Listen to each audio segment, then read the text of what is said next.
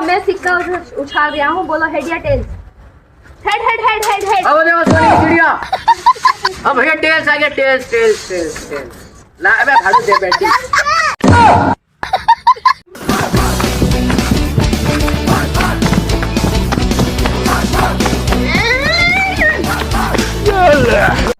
करा भैया करा बॉलिंग, तेरे 3 बॉलों में 6 छक्के मारूंगा मैं यार। मैं नो बॉल है ये। काहे की नो बॉल? सासा परफेक्ट लो कर दी। तूने देखा? मैंने देखा। एम्पायर से पूछ चल। हाँ पूछ ले चल। भैया मुझे KRS चाहिए, KRS। यार KRS का मतलब क्या? अबे तुझे पता ना, KRS का मतलब है कसम रिव्यू सिस्टम। चल भाई खा माँ कसम, तू आउट है और नॉट आउट है। खाली कसम मैं आउट नहीं हूँ। हाँ ऐसी कसम तो हम भी खा ले 100 बार खाए, 100 बार। बना रही है हमारा।